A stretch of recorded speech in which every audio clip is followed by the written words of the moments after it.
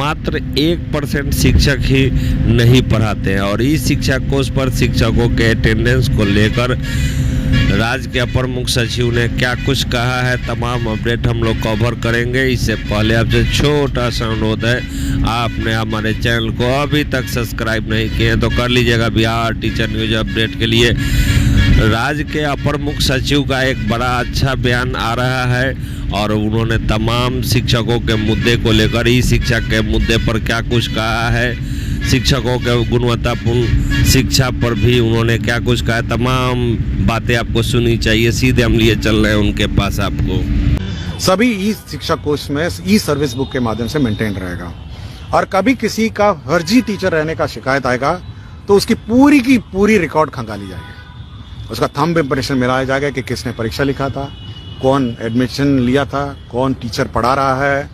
तो इसलिए मैं बार बार टीचरों से कहता हूं कि अगर आप बहुत लोग ने काउंसलिंग में आए भी नहीं, आपको जानकारी होगी, इसी डर से कि भाई देखिए एक बार आपका रिकॉर्ड कंप्लीट ई शिक्षा कोच में आ जाएगा तो कभी भी आपकी जांच हो जाएगी। और इसलिए यह भय आपको होना चाहिए कि अगर गलत पाया जाएगा फिर तो बहुत कड़ी कार्रवाई होगी।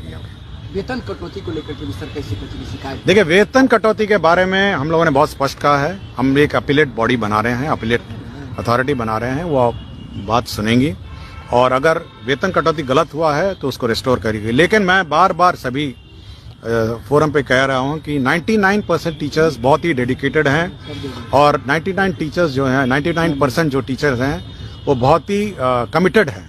लेकिन वो 1% टीचर जो हैं, जो स्कूल से लापता रहते हैं, स्कूल में तंग करते हैं, स्कूल को डिस्टर्ब करते हैं और स्कूल के पठन पाठन कार्यों को बिल्कुल बाधित करते हैं, उन पर हम नहीं बख्शेंगे और उन पर कड़ी से कड़ी कार्रवाई की जाएगी। लेकिन 99% जो टीचर डेडिकेटेड हैं, क्योंकि जो भी समस्या होगी हम उनको सुनेंगे और उनका समाधान करेंगे। लेकिन एक मेरा अनुरोध सभी टीचर से है कि आप लोग बच्चों को पढ़ाएं और स्कूल में अच्छी तरह पढ़ाएं। मेरा बस एक ही अनुरोध है, बाकी सारी समस्याओं का समाधान करने के लिए शिक्षा विभाग स्वयं तत्पर है। सर एक अंतिम सवाल, ट्रांसफर पॉलिसी जो अभी आपने बनाई, जो अप्लाई हो रहा है, तो कुछ शिक्षक का कहना है कि वो काफी दूर हैं अपने एग्जिस्ट स्थान से, फिर भी उनका इस शिक्षा को ले नहीं रहा, लिख रहा है। देखिए, उसमें ऑप्शन में लास्ट ऑप्शन है कि आपके ऐच्छिक स्थान से दूरी, मतलब अगर आप अररिया में हैं, आप चाह रहे हैं सासाराम, तो अररिया से सासाराम ऐच्छिक स्थान से दूरी के आलोक में आप अप्लाई कर सकते हैं। तो दूरी का भी हम लोगों ने प्रावधान रखा है और जहां तक संभव हो हम लोग इसको एडजस्ट कर देंगे।